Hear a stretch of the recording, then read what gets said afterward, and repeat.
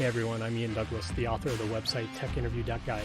I do live streams every Sunday and Thursday at 6 p.m. Pacific, 9 p.m. Eastern about topics relevant to interview preparation for the tech industry.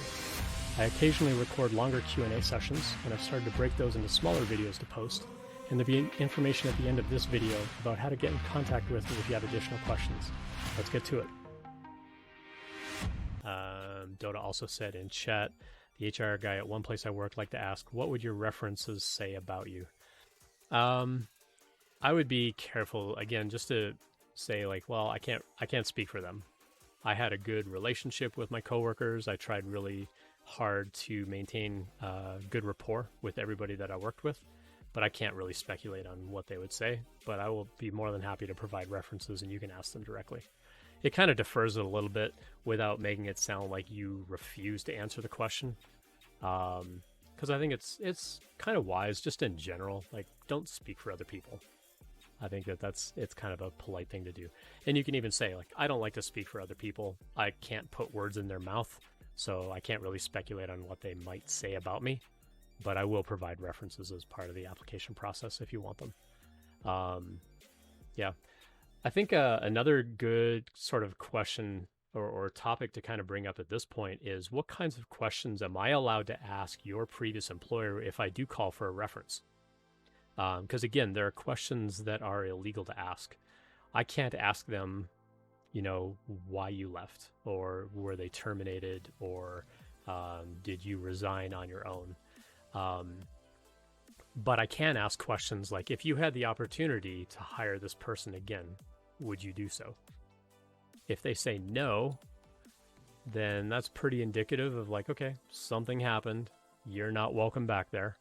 But if they say like, yeah, I would happily hire them back. It's like, okay, well then you probably left on your own, to seek another opportunity. And hey, now we may be that opportunity. So there are questions that I'm not allowed to ask. I can't ask, like really all I can ask is, did you work there? When did you work there? What was your title? Those are really the only things I'm allowed to confirm with that company. I may or may not even be able to confirm what your job title was. So I might call them up and say, hey, did Ian Douglas work for you between this date and this date? And they're going to confirm is yes. I've actually worked at companies where they say, if you get called for a reference, all you're allowed to do is confirm that, yes, they worked here. Let me refer you to the HR team, and they'll give you information. Or we were told at another company, it's like, don't even answer any questions at all. If you get asked about somebody's work history, just say, I'm actually not authorized to answer those kinds of questions, but I'll put you in contact with our HR team, and you can ask them directly.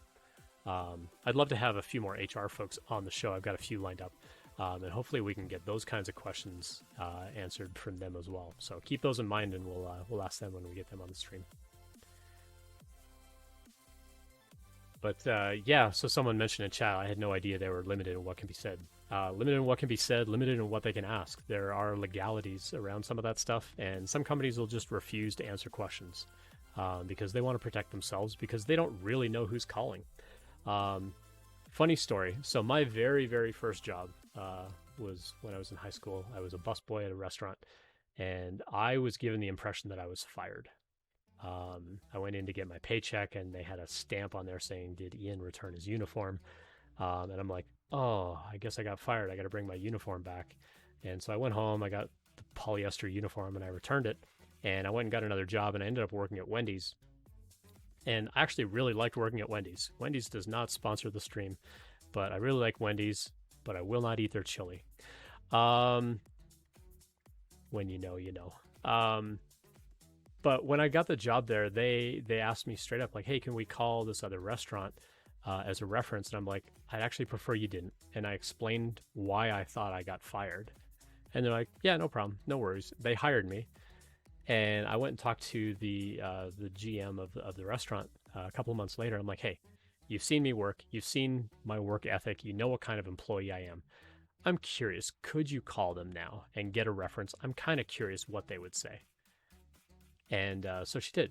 She called and she came and got me a little bit later. And she's like, yeah, they said they were really surprised that you just walked in one day with your uniform and said you resigned. I'm like, oh wow, I thought I got fired from that job. So yeah, it's important to know like there are certain things they can ask, certain things they can't ask, and they may be really limited in what they can or will confirm. Some companies will tell you as much as they legally can, and some of them will still want to protect you, especially if you leave on good terms. They'll protect you and say, nope, we're not going to tell anybody anything about you other than the fact that, yeah, you worked here from this date to this date.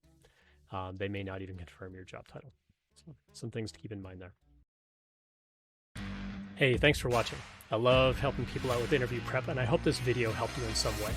If you found this Q&A useful, please consider subscribing. You can follow me on Twitch as well for the live stream twice a week. Check out techinterview.guide/streaming for more information. I also have a daily email series that you can subscribe to on the website. There are never any ads, and when you finish the series, I scrub your information out of my database permanently.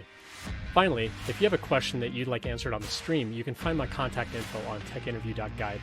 I prefer LinkedIn or email. If you leave your question in a YouTube comment, it might take me longer to find it, but I'll see you next time.